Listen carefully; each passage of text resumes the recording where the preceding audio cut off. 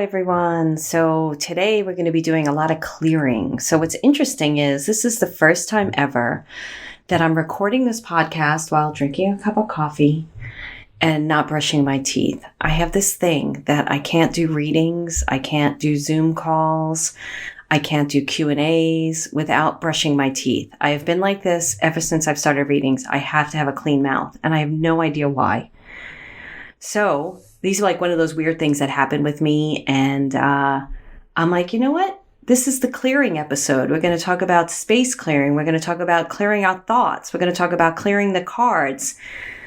And then I can start out with, at the end, cleaning my teeth. I don't know, but it was too good of a cup of coffee for me to give up. And I wasn't going to wait until I finished it to record this because I have a tennis game. So this is Marilyn, Alauria, and welcome to Who Can It Be Now, the podcast. And we're going to talk about a lot of great tools and techniques to, 1, clearing your thoughts, 2, clearing your space, and 3, I was going to say cleaning your teeth, but I'm not doing that. What was the 3rd thing? Clearing the tarot deck. Let's hope I don't forget. So once again, I'm like going at the seat of my pants, running around like a lunatic. And I really have to stop doing that. I have to.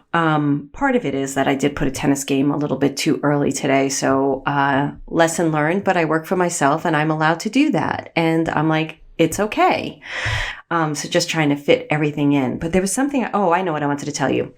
So before we move on, we are doing a new SASS experience. And the SASS experience is a week-long live experience with me. But if you join now, if you're listening to this on Thursday, March 10th, 2021, you're going to get, I'm doing a readings call. We're going to do some coaching calls. And the actual event starts on March 18th. And people have life-changing experiences doing this program. So it's joinsass.com. Check it out. Come join us. I'd love to have you. And if you're listening to this after we do it, don't worry. There'll be something on that page to excite, titilize, invite, I don't know, make you feel good. So there you go. Okay, so let's talk about, I still want to drink my coffee. Let's talk about clearing our thoughts and why this is important. And then we're going to go into clearing space. And then, like I said, I'm going to tell you a little bit about clearing tarot.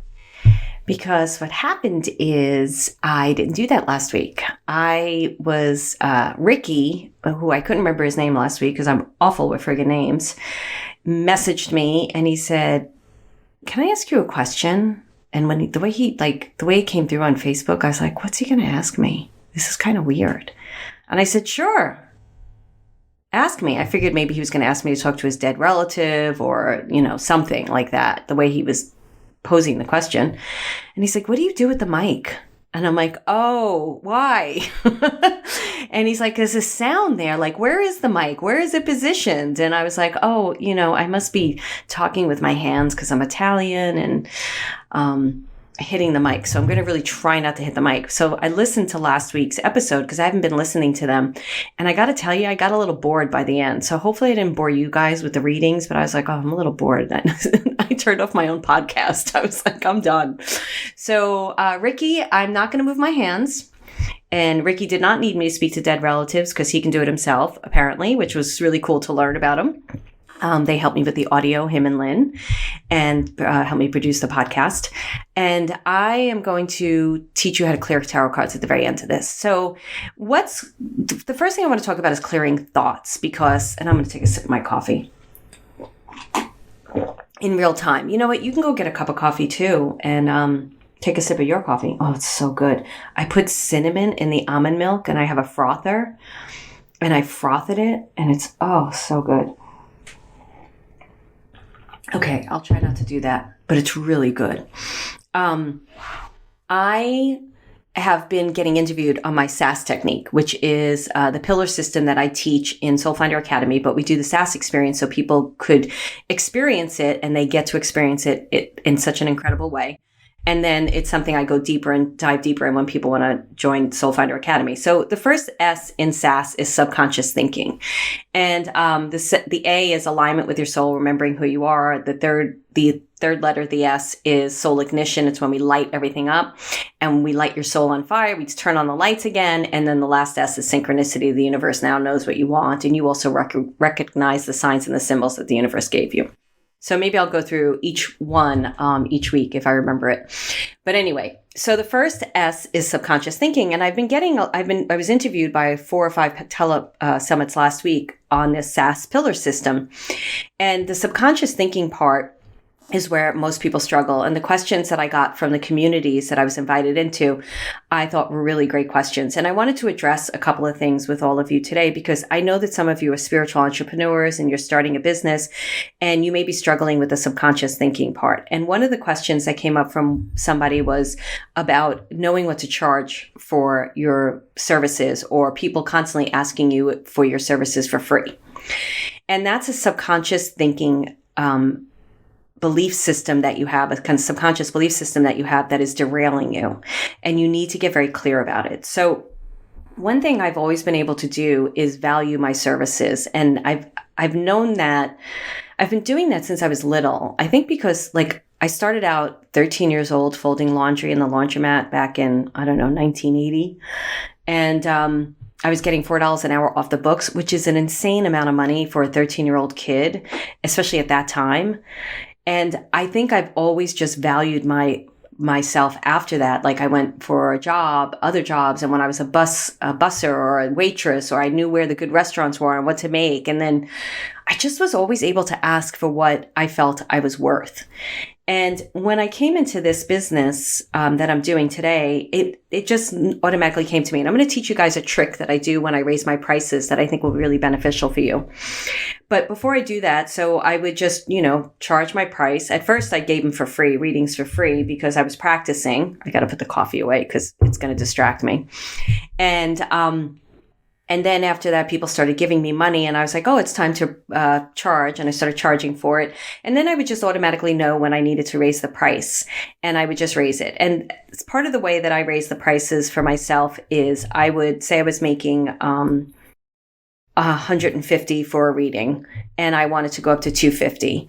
I would go around for about a month and say to myself, no matter where I was, washing dishes, hiking, walking the dogs, oh my goodness, people are paying me $350 an hour for a reading. Wow, I'm getting paid $350 an hour for a reading. This is incredible, $350 an hour for a reading. I'm a lot more than that these days. But anyway, so by the time I would raise it to $250, it was already in my vibration. It was already in my field. It was a no-brainer.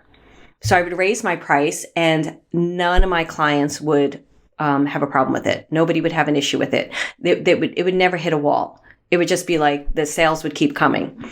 So I offer that up to you for anybody who is thinking about charging for their services or thinking about raising their prices. It was really very beneficial for me because it helped me align to the price, right? And I always went a little bit higher than what I was going to go up to. And then I was aligned with the price. Now, this woman asked a really great question. I wish I could remember her name because I'm sure she wouldn't mind me saying it. She was lovely. And she was talking about, you could just tell, she was gifted and had all these beautiful gifts, which so many people do. And she said that a lot of people kept asking her for her services for free. And you could tell it annoyed her, and it should, right? So here's the thing. One, she is not holding the worth of her gifts. So she needs to hold it in a higher value, higher esteem. Now, I didn't think she doubted her gifts. That's not what I'm saying. But some people have these belief systems that if you have these gifts, you're supposed to give them away for free because I used to hear, that's what Jesus did. I don't hear this stuff anymore. But when I used to get comments like that, I wanted to reach through the computer and strangle people. They'd be like, well, Jesus didn't charge. I'm like, excuse me, we're in 2020. We're in 2019. Where are you living? If Jesus was alive today, I imagine he'd be a multi-billionaire tithing probably 90% of his money. And then somebody said to me, Jesus wouldn't need it. He's a miracle worker. He would turn one loaf of bread into 40. So he'd be able to take care of himself. I'm like, these people these conversations, this antiquated view, go to someone else. And it used to annoy me. And now I'm like, well, I'm a little annoyed still, as I tell, but really I'm not. I don't get these questions anymore because I don't care. These are my prices. That's it. See you later. If you're not interested, go to someone else. Sometimes when people would come to me and say, I really want to work with you. I get this with coaching clients and stuff. It depends. I'll only take people that I know really well. But sometimes I'm like, you know what? Go to so-and-so because they don't charge as much as I do. And you're going to get what you need from that particular person. Now, I do feel that I'm really, really good at what I do. So I stand behind what I charge. But I also know sometimes people don't need maybe what I have to offer, and they can get it from another gifted person. I'm not saying that I'm better or anything like that. So that's not what we're saying. We just have different needs and different ways of sharing and different things like that. So if you find yourself struggling and people are asking you for things for free, you have to look within yourself and you have to start shifting the subconscious thinking that's going on inside of you. I find a lot of people really struggle with poverty consciousness, scarcity consciousness, fear consciousness, lack consciousness. And I used to be the same way. So I get it, but I refuse to do it any longer. And when I gave it up, I gave up fear consciousness and scarcity consciousness, everything shifted for me. Now you have to be diligent about it. That's why when I teach in SASS, in SFA, especially the subconscious thinking part, we do tools and techniques that teach people how to be conscious of the thought system that has been derailing them. Because many times people are acting and making choices and decisions, and they're not even aware of the unconscious belief systems that are ruling the ship, that are driving the car. I keep saying, get yourself in the driver's seat, not your unconscious thoughts that were passed down by ancestors or grandparents or whoever the heck told you a story that does not apply to your life today. So you want to get into the driver's seat. You want to get conscious to your thoughts. You want to clear out these belief systems that are not allowing you to move forward, and you want to start writing new belief systems. And I just wanted to take the financial aspect first, because that's a place where so many people struggle. And I know that struggle, so I understand it. But like I said, I've given it up. So you want to really ask yourself, what is my relationship with money? What is my relationship with investing in myself? Do I feel like I value myself? Think about it. You pay for things for yourself, right? So why shouldn't somebody pay for your services? And besides the fact, here's my thought about this whole thing. If you don't want to pay for my services, fine, go someplace else. It's not my business. It's not my story. It has nothing to do with me. I'm going to focus on the people that want to invest in my work, and I'm invested in them. And the people that don't, that's fine. That's okay. But don't, like I said, I don't get these emails anymore, but I think the last message I got from somebody was like a year and a half or 2 years ago. I can't even remember how long ago it was. And I wish I could remember the conversation because it really triggered me and pissed me off, and I blocked her. I was like, get out of my friggin' face. And that was the last time I had that conversation. I was like, I'm not going down this rabbit hole with these people.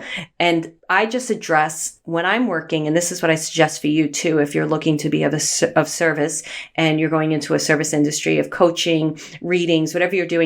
I talk to the people that I know recognize the worth and what I have to do, and they want to learn, and they want to shift, and they want to expand, and they want to grow, and they want to really catapult and align with their guides and align with their soul. Those are the people I focus on. Those are the people I talk to.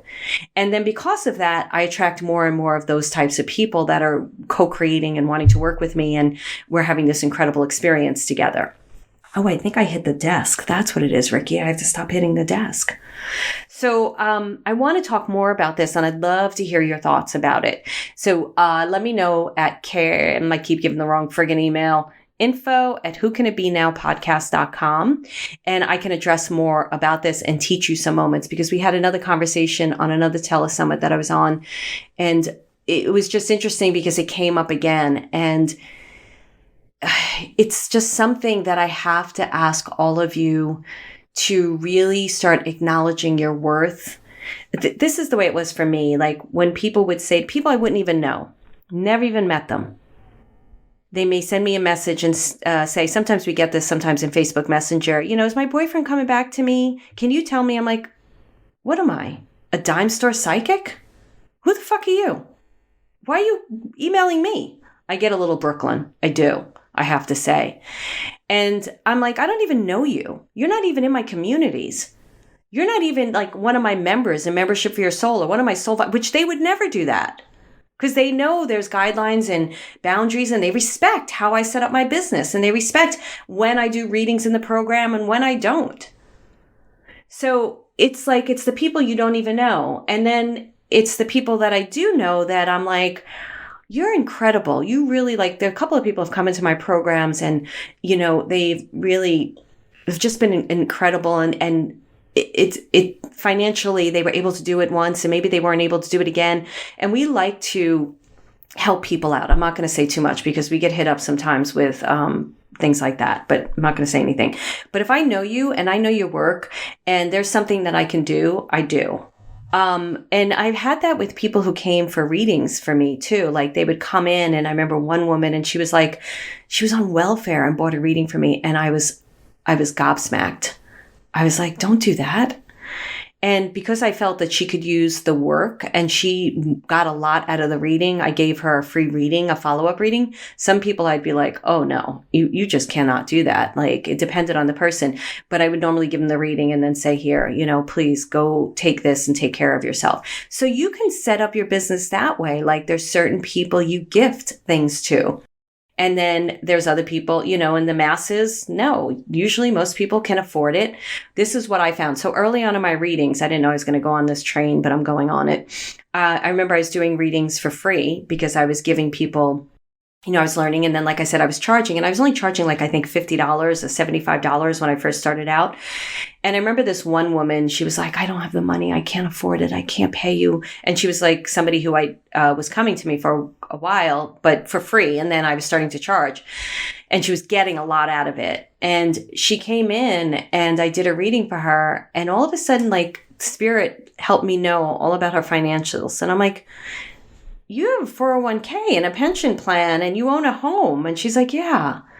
And I'm like, and you can't pay me $50 who's just barely scraping by these days. And that's when I was like, I'm not doing this anymore. I am not doing this. So I find the people that usually ask, these are the people that crack me up. They're sitting on a mound of friggin' savings, tons more money than me, tons of money. And they're trying to get everything for free.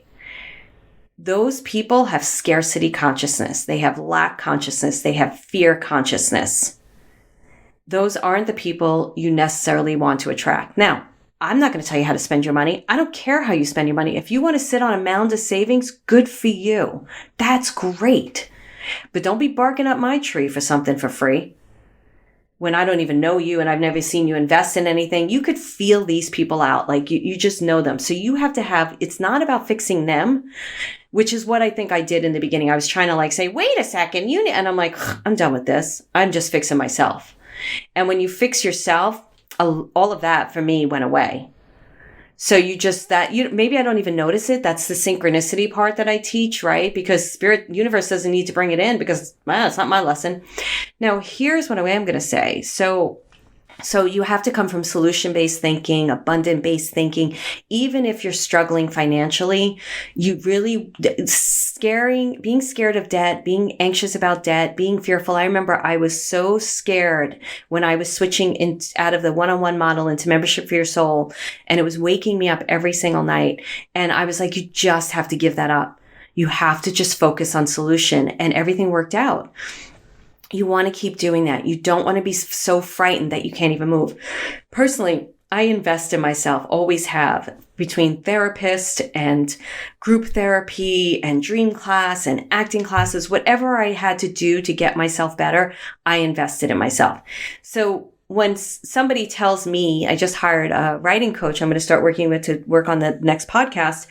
And he told me his rate and everything. And you could tell he's really well versed. Hopefully I like him. I'll let you know if I end up liking him or not. And, he was like, sometimes if people can't afford it, I don't go there because I'm like, he's worth it. He's worth it. He knows his prices. I can already tell by talking to him, he's worth it. I'm not going to sit here and negotiate a price with him. I'm going to pay him what he's worth because I want people to do the same for me. When you do that with others too, you pay them what they're worth, people start paying you with your worth. Like my coach that I'm with now, I never thought I would afford a coach like this. And now I'm like, fuck yeah, I'm doing that. And the more you do it, the more it opens up the doors for other things as well. So this is belief system, subconscious thinking around scarcity, lack, fear. I'm going to tell you a story real quick. But before I do that, so I remember the first time I ever spoke to him and he gave me his rate. And it was something I've never paid that much. The first time I worked with him, I'm working with him now, even at a higher level. And he was like, if you have to, we can work things out and stuff like that. And I got off that call and I was like, no, I'm paying him this because I want to show the universe that I'm ready. And it was a great investment. I really like my coach. Adam Urbanski is my coach. He's a great guy. So that's my business coach. So that's what I want to share with you. I wanted to tell you a story. Hold on. I needed a big sip of coffee to remember it, but I didn't do it in real time. I paused. So this is what my guides did to me. I was hitting a little bit of anxiety. I think it was like 1.5 years, 2 years ago around money. And they said to me, you would never do cocaine again, right? My guide said to me, and they know this. And I was like, you could put a mound of cocaine in front of me. I would not even go near it. It would not, there wouldn't even be a thought in my mind. Like, I'm not going near it. And they said, the way you gave up cocaine is the way you need to give up fear around money. It's that easy. You just make a decision and you never do it again.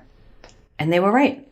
So whatever belief system you need to clear out and stop subscribing to, do it like I gave up cocaine, like I gave up fear around anxiety, fear around money, or whatever you've given up. Street fighting. Yes, I used to be a little barroom brawler back in Brooklyn. You're not going to see me doing that now. Those things you gave up, you can do it around scarcity, lack, fear, consciousness. So the first part is clearing your thoughts. And that's where I want you guys to clear your thoughts. So hopefully this is resonating with you. Second thing, clearing space. So I'm going to give you a couple of tools for clearing space. And I don't know if I've ever shared this before, but hey, I'm going to repeat myself at times. Even though we transcribed the podcast, I'm not yet at the place where I'm organized enough to go through them and be like, oh yeah, I already told that story, but who cares, right? Because people learn, my dog trainer, he repeats the same stories over and over again. And I learn something new every time he tells me another story, the same story. And I'm like, oh, now I see another layer of it. So when I was living in that apartment in, it's so funny, I was Fairfax in LA, and now I'm in Fairfax in Marin. And they kind of hold the same kind of energy, but we'll leave it at that for right now. And I wanted to get out of that apartment so bad. And I could feel the apartment had its clutches in me. It just had its hands in me. And I was like, I have to have a conversation with this apartment to get the heck out of here. Like, it's not going to let me go. It's not going to let me leave. It likes my energy. It's feeding on me. And for a good part of it, we probably supported each other, the apartment and we did. But I had to go. So you can have a conversation with your space. So for those of you, whenever I work with people who are trying to sell their properties, many times when they're saying, my property isn't selling, I'm like, you need to have a conversation with that house. You need to have a conversation with that apartment that you're selling. And the way in which you have the conversation is you start, you can start with, hey, I'm really grateful for you, but you got to take control. It may sound weird. You're talking to an inanimate object, but I got to tell you, it's not. Because space to me, I am so super sensitive to space, to physical locations, even in environmental, like outside location. I'm so sensitive. I'm going to tell you a story, but I'm going to continue on with this first. And you have to be in control. You have to be in control of your life. You have to be in control of the spirits that come in. You have to be in control. So you can say to the space, hey, I'm really grateful. I don't think I did that with my apartment. I might have, but I took control and I was like, yo, though you got to get your hooks out of me. And then I said to the apartment, you are going to get the greatest person in here and they are going to love you up. And I walked around all the rooms and I talked to it. And I said, they're going to love this bathroom and they're going to love the sliding glass doors out into the deck. And you do that and you start creating the next people that are going to come in. And the apartment for me personally started letting go and I was out of there like very quickly after that. When I moved into my house in Sherman Oaks, I bought my first house. We had an agreement from day one. I was like, hey, dude, I'm not going to be here for long. I'm going to love you up. I'm going to take care of you. I did a whole facelift on that house. I made it gorgeous and I loved that house. But that house always knew from day one that I was going to stay around. And I actually told that house, but when I leave, we're going to have a nice young family come in here with kids so that you could have a real opportunity to have that in their house, in this house. And that is what bought the house after. I recently learned that they may be selling it, but that is what I heard. That is what came into the house was a pregnant woman and, whatever. They weren't the nicest people, so I'm not going to talk about them. So that's one way that you can clear space is just by talking to space. So I teach people how to clear space. I'm really good at it. Oh, I was going to tell you a story. Okay. So Detour, I don't know if it's even out there anymore. It was an app for guided tours. And they hired me to do, I did Charleston, South Carolina, haunted tour, and I did Georgetown. The Georgetown one didn't make it into the cut, but they flew me out to Georgetown and they took me to the steps of this park, to a lot of places. Like, I can't even remember, but where they took me, but there was a lot of different places. And they took me to these steps and they said, okay, we're going to go in here now. And I was like, I can't go in there. And they were like, why? I'm like, there's something terribly wrong in this park. I cannot go in there. I can't even go up those stairs.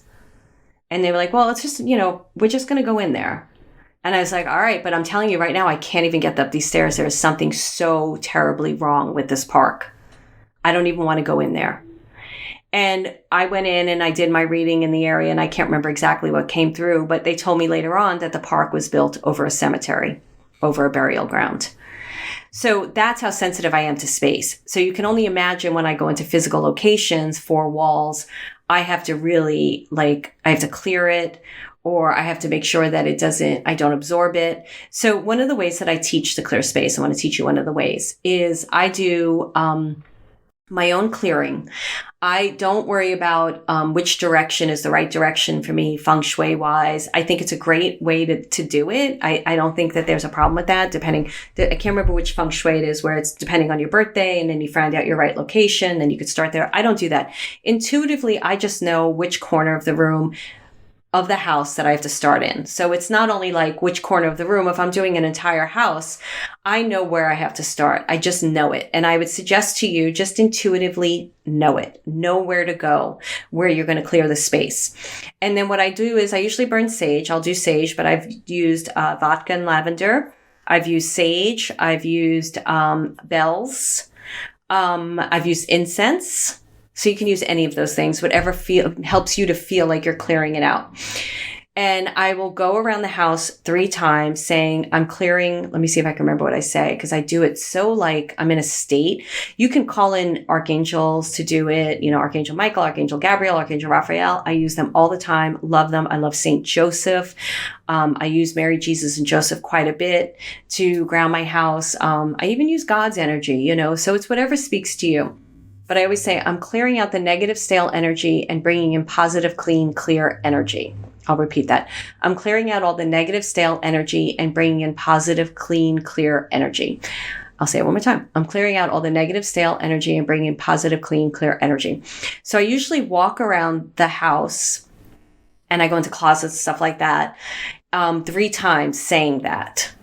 And some people believe you keep the windows closed because you get it all trapped, and then you open the windows and you let it go out. To me, it doesn't matter. I think that's a cool way of doing it, but then you're inhaling all the sage, and it's like, whatever, works for you. Okay. Maybe the vodka you wouldn't mind inhaling, but the sage, I don't know. I think it's fine. It smells nice. Then the 4th time you go around, you don't say that anymore. You just infuse whatever you want to bring into the house. This house is abundant. It's beautiful. It's got romance and love and financial flow, and it's comfortable and it's safe, and it's got incredible, you can say anything you want, incredible tennis games that I play, whatever it may be. And you do that one more time. That's the 4 that's super important to me. So that's all I do. That's it. It's the 4th time, 3 times with the statement I said, and then the 4th time is just giving it everything I want. And one of the other tricks I play with too is seeing me writing on the walls, abundance, beauty, Jesus. You can write anything on the walls, but you just see it. I just visualize it. And that's infusing the house, the apartment, your office building. I used to clear corporate spaces with that energy. And then afterwards, I'm done. I have to wash my hands for sure. I used to always have to wash my hands after every reading because my hands are so super sensitive to energy. So that is one of the ways I clear space, and I give that to you, and I think you'll enjoy it. One of the things I wanted to say about writing on the walls, you could color the walls. So say you love, not paint, with your visualization. Say you feel like right now I'm in my office and I'm coloring it like a light pink, which just feels good. And that's just nice. I don't know why. Just feels good. When I was selling my house in Sherman Oaks, there was a price that the first realtor was suggesting. And I was like, nah, I know I can get more. So I was writing the price in my visuals on the wall of what I wanted to get for the house. And I got close to it. And it was a lot more than what they thought I could originally get. So you can do stuff like that. Like, I'm selling my house and this is what I'm going to get. And actually, I need to raise that because what I'm seeing on the walls is not what I want for this house. I want a little more than that. But so you can do that as well. So that's clearing space, right? And this is belief systems too. So belief systems are everywhere. So if you're having a difficulty clearing, selling a property that you want to sell, or you just want to invite in the right people, then look at your belief systems around it. Do you believe, like, for me personally, if any of your realtors, please forgive me what I'm going to say. My experience with most realtors are they're very fear-based. I don't know how they do their job. Not the realtor that helped me here in Marin. She was amazing. Except we did have that argument once when she was like, I don't know if you're going to find a house. And I was like, don't you ever do that to me again. But I find that there's a lot of structure. It's like insurance, right? And they're selling within a structure, a lot of belief systems, antiquated belief systems, stuff that's out there. So if you're a realtor, you can be so magical by not getting into that stuff and going past it, going above it, and being a magical, energetic realtor, right? Oh, I just saw the time. I'm going to have to go soon. And then it's 111. I'll talk about that in a second. I'll give you guys a tidbit on that. So what I have found is a lot of them have a lot of fear. So you have to really do the work yourself and look at your belief system. And are you believing what the realtor is saying? Oh, it's not a good market. Oh, the comps in the area. Oh, whatever the story is, you've got to like knock those stories out. So that's the subconscious thinking, clearing of the thoughts, clearing of the space. 111. Ones are all about new beginnings. I'm getting ready to teach a numbers class in Membership for Your Soul in April. And it adds a 3, which is mind, body, and soul, which is Trinity, which is really wholeness for me. So I just love that number. Okay. Clearing tarot cards. So my tarot cards really need to be cleaned. As soon as you get a tarot deck, you want to remove them from the box and you want to clear them. And for me, yes, you can shuffle them 10 times, but that's not going to clear the deck and also make the deck yours. So you want to clear it by, I usually use incense, lay the cards out and move the cards around with the incense. And I'm doing the same kind of thing. I'm clearing all the negative stale energy off of this deck and bringing in clean, positive, clear energy, whatever I said before. I'm clearing all the negative stale energy and bringing in positive, clean, clear energy.